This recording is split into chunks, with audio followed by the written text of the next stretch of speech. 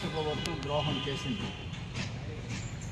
ఇక దీర్ఘకాలికంగా ఈ జిల్లాలో అన్యాయం అయిపోతూనే ఉన్నాయి. ఈ బడ్జెట్ కూడా అదే తీరుగా ఉంది. ఒక్క తోటపల్లినే పరిశీలిస్తే అధికారులు అది పూర్తి కావాలంటే 590 కోట్లు, ప్రభుత్వం ఈ బడ్జెట్లో ప్రతిపాదించింది 47 కోట్లు.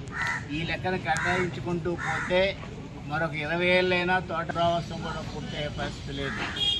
జంజావతి గురించి మర్చిపోవాల్సిందే లేదు.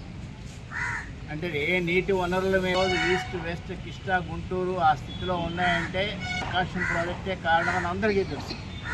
మరి మన్యం జిల్లాలో ఉన్నటువంటి కారు అనేది ఇంత మా ప్రపంచ మేధావులైనటువంటి చంద్రబాబు నాయుడు గారికి తెలియదు. గిరిజనులు చేయగలలే, ఎన్నికలప్పుడు మేము ఏమైనా చేయగలం, చేయక్కర్లేదనే వైఖరి తప్ప ఇంకోటి కాదు. అలాగే పారదీపం కూడా దిక్కులేదు, పాలకొండలో లేదు. ప్రైవేటు కాలేజీలకి వెళ్ళాలి, ఆ ప్రైవేటు కాలేజీలో ఫీజు రియంబర్స్మెంట్ ఉండదు. గిరిజనులు, దళితులు, బీసీలు లక్షల రూపాయలు పెట్టి చదువుకోగలరా? చంద్రబాబు నాయుడు చదివించగలవు, ఈ గిరిజనులు ఎక్కడ చదివించగలరు? వాళ్ళకి ఎందుకు కాలేజీ పెట్టమని అడుగుతున్నాను. ఇందులో కూడా ఇప్పుడు రాష్ట్రంలో దాదాపుగా అన్ని జిల్లాల్లో మెడికల్ కాలేజీలు ఉన్నాయి, లేకపోతే డాక్టర్లు ఉండరు, వైద్యం సరిగా ఉండదు. వీళ్ళంతా కూడా లేదు. ఆ మాత్రం తెలీదా మీకు? అంతేకాదు, పారదీపాల ప్రతిపాదనలు కూడా లేవు.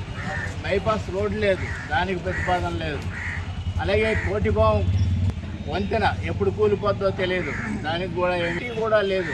కేవలం అమరావతి అభివృద్ధి అయితే అంత అభివృద్ధి అయిందా? మన్యం జిల్లా అభివృద్ధి అయిందా? నువ్వు తీసుకుంటే మాకు అందులో భాగం లేదా? నువ్వు చేసిన